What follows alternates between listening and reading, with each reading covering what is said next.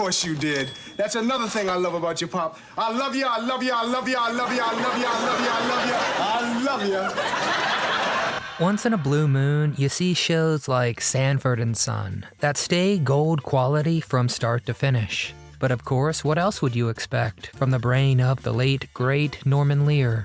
Even when the show ended, the series got the ball rolling for many more black-led sitcoms. But even with its greatness, it still had some huge hiccups. To get to the bottom of this, we're going to take a look at what was going on with Wilson on the show, as well as the other interpersonal relationships going on behind the scenes, like that of Fred and Esther's relationship, salary discrepancies between the big players, and some surprising family connections. If you enjoyed today's video, please hit that thumbs up icon to show your support, and subscribe to our channel so you never miss a new deep dive. But now, without further ado, not today, Elizabeth. Was DeMond Wilson in the military? See, what's that? Is that you I smell? Yeah, you like it? Know what it is? Lysol? Calm, cool, and collected, poor Lamont was a strong foil to his dramatic, foul-mouthed dad, who was written up in newspapers as an African-American Archie Bunker. Couple that with Red Fox's mastery of improv, and Lamont's dad was always bursting with personality and fire. DeMond Wilson learned the patience Lamont would need personally through his own childhood, having been brought up Catholic and suffering a health scare that made him vow to stay even closer to his faith from then on out. When DeMond wasn't serving as an altar boy, he was busy doing tap dance and ballet, proving himself worthy enough to make his Broadway debut at the age of 4. In other words, DeMond never backed down from anything that required both physical strength and quiet contemplation. And he carried that same discipline with him into the military, joining the Army in the late 1960s in the 4th Infantry Division. His unit served all the way in Vietnam. It was also there that DeMond was seriously wounded. Enough so that he had to be sent home. Both he returned as a decorated and celebrated veteran who, of course, jumped right back into performing as soon as he was able to. Soon enough, he moved from stage to screen as part of television history, a history that revealed a major flaw in the industry. Is Jamie Foxx related to Red Fox? To get the full picture of what was going on with Sanford and Son, we gotta meet Sanford. Red Fox's story really was a climbing up to the top kind of tale, walking the path of two worlds, comedy and liberty. His father left the family, leaving Red to be raised by his mom and grandma, along with a minister. One of Red's earliest friends was a young man named Malcolm Little, who would become Malcolm X. As a comedian, Foxx stomped all over boundary lines and made sure to be as raunchy as possible. They were teaching me filth in school. Well, my fell in the well. But boy was it effective, so much so it made Red Fox an inspiration for some of the biggest names in the biz. So while yes, the last names sound and are spelled the same, Jamie Foxx is not related to Red Fox. Jamie's real name is Eric Marlon Bishop, but he picked that last name as a tribute to his hero, Red. Red Fox is even the guy Mr. Miyagi would call a sensei. That's right, he was a mentor to the legendary Pat Morita in his nightclub days. And of course, Eddie Murphy would call Red the funniest man there ever was. A reference that would help Fox at a very emotional time for everyone. Were Fred and Esther friends in real life? Hello, Fred. Hello, Woody. Goodbye, Woody. Part of Sanford and Son's big success came from its differing, sometimes clashing personalities. And sometimes those relationships carried over when the camera stopped rolling. But other times they couldn't have been more different. For example, we know how much Auntie Esther and Fred Sanford hated each other. Esther would probably smite Fred on the spot if she could, but this rivalry was screen only. LaWanda Page was childhood friends with Red Fox, and their easy way of bouncing off each other made her the only choice to play Esther. As for the others, things get a bit messier. Get TV did an interview with DeMond, getting to the bottom of how he really felt about his TV father. And as with real dad and sons, it's a mixed bag. When asked what relationship he had with Red, DeMond said, quote, "It went from mentor to father-son to older brother-younger brother. In the early years, Foxx was an authority figure who could teach Wilson a thing or two about the business. But soon enough, they were proper equals, and when Foxx was asked anything, he would apparently say, quote, 'Go ask my son. Whatever he wants to do, that's what we'll do.' According to DeMond, the connection was instant, but it wasn't always consistent. Privately, Foxx was chafing under his contract and wanted out to pursue something different. And so, when Foxx made some big career plans without giving DeMond, his partner in comedy, a heads up, Wilson admitted he felt, quote, hurt, and he never forgot that. So was there any lasting hatred? No. But the scars would never fade, and Wilson's own career was never really the same. Did Lamont get married on Sanford and Son?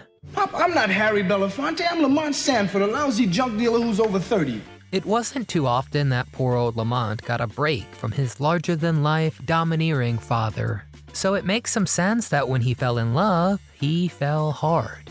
This famously led to one of the most roller coaster romances and weddings at that point. His fast courtship with Crystal and their failed wedding. It really was a nightmare for Lamont, but said a lot about his character, with how much he wanted to break away from his dad. Interestingly enough, it would be quite the opposite case for DeMond working with his mentor and supposed friend Foxx. Fortunately for DeMond, his own love story went much better than Lamont's. He nailed it on the first try, happily tying the knot with former model Cicely Johnston.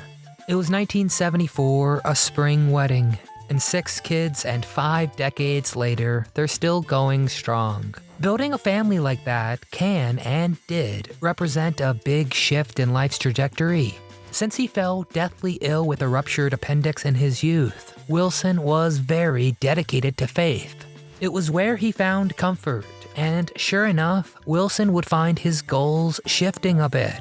He was still interested in acting, but also he became very, very family-oriented. On top of acting and family, he wanted to spread the word of the good book. But families are expensive, and something had to give. Why did DeMond Wilson leave Sanford and Son? You bungling, fumbling, clumsy, amateurish numbskull. The departure of not one but 2 of Sanford and Son's huge stars was like the first stones falling before a landslide. In terms of ratings, Sanford and Son was a juggernaut that basically kicked the Brady Bunch to the curb. At one point, it was second only to All in the Family. But DeMond's good friend and mentor, Red, wasn't having it. First, there was a mishap where Red Fox left during season 3 because of a health trouble. This required a complete script overhaul, particularly with the final 6 episodes that ended up featuring Grady. Next up was a contract dispute. Red Fox wanted 25% ownership stake in the show, and Tandem Productions hit back with a multi-million-dollar lawsuit. They ended up resolving the skirmish in 1974, with Foxx getting $25,000 an episode, as well as 25% of the producer's net profits. Comparatively speaking, Sanford and Son wasn't doing so hot by season 6, but even then, it was doing way better than most. Regardless, in 1977, Red Fox ended up getting a variety show hosting offer from ABC. And when it came time to choose one or the other, Red Fox chose the variety show. So what does all that have to do with DeMond? Fox's fate was tied tight to DeMond's, whether they liked it or not. For one thing, there's the immediate shocked reaction DeMond had when he found Foxx was jumping ship. Wilson shared, quote, "My hurt was that he didn't come to me about throwing the towel in. I found out in the hallway at NBC from a newscaster." This would be the driving point Wilson brought up in an interview after interview, saying, quote, "We never had a beef until he walked away from the show, put it in the paper, and didn't say anything to me about it." Then, of course, there's the logistics. The show is named after both of them, and Foxx leaving put DeMond in a very tight spot. The network was ready to continue without Sanford, but Son really wanted a raise of his own. You know, big family, remember? But NBC gave a big, resounding no. And hey, what was Wilson gonna do? He was guaranteed job security, he didn't need to go anywhere else. Well, away Wilson went. For all the tension Fox's departure caused, Wilson was on the record telling Red and the producers, quote, "I will do the show as long as Red wants to. When he doesn't want to do it anymore, I'm out." Except while his flawed hero ended up on that variety show, it crashed and burned. Wilson found himself sitting pretty with a lead role in CBS's Baby I'm Back. A pretty lucrative deal, too. In fact, DeMond said it helped keep a sour taste out of his mouth. You know, about the way Sanford and Son fell apart. He explained, quote, "I had no animosity toward Fox because I had $1 million contract at CBS to do Baby I'm Back." Then in 1981, Red Fox attempted to revive the show with the short-lived sitcom Sanford. But DeMond Wilson was hurt from the past and he declined to reprise his role. Now, Wilson's filmography isn't the fullest out there, but he ended up quite happy, which is more than we can say for his mentor that caused so many mixed emotions. How rich was Red Fox when he died? We get a glimpse of how DeMond Wilson fully felt about his on-screen dad from his memoir, Second Banana, Bittersweet Memoir of Sanford and Son. DeMond noticed people calling him, quote, protective of Foxx in his memoir, and he does reiterate again and again that he feels fond of and has been hurt by Foxx. Their lives went in very different directions, and their last meeting was more colorful than you can imagine. DeMond recalled the big moment, saying, quote, "I saw Red Fox once before he died, circa 1983, and I never saw him again. At the time, I was playing tennis at the Malibu Racquet Club, and I was approached by some producers about doing a Red Fox 50th anniversary special. I hadn't spoken to him since 1977, and I called the club where Red was playing, and we met at Red's office, but he was less than affable. I told those guys it was a bad idea." Okay, so here, less than affable means when the producers showed up in Red's office, he turned around and dropped his pants on him. And he did that while turning down a $500,000 offer. I mean, that's bizarre. Especially considering that less than a decade later, Red Fox was dead, and his life was in financial disarray. He owed the IRS $755,000 in back taxes. They raided his home for anything that might put a dent into his debts. It got to the point that when Foxx died at 68, his longtime friend Eddie Murphy had to pay for his funeral and his headstone. Meanwhile, Wilson's last on-screen appearance was a recurring role in Girlfriends from 2004 to 2005. But he's not fully retired, and he's found a happy place in life. He shifted gears and made good on a promise to focus on faith. He is now formally known as the Reverend DeMond Wilson. Driven by his faith, he also started the Restoration House of America, which is dedicated to giving vocational training and spiritual guidance to former inmates, so that they might find clarity, peace, and purpose. And hey, that's pretty dang cool. Today at 77 years old, DeMond Wilson lived beyond his mentor, but he carries on the legacy of what they've done together and done apart. I think I'm having one, Pop. My very first one. And it's a big one.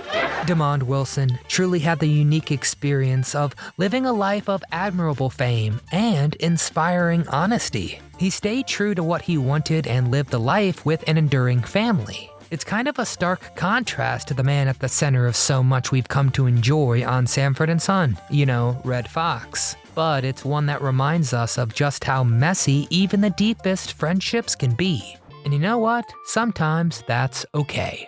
So, what was your favorite moment from Sanford and Son? What's your favorite show by Norman Lear? And have you seen DeMond Wilson in any other projects? Get in the comments and let us know.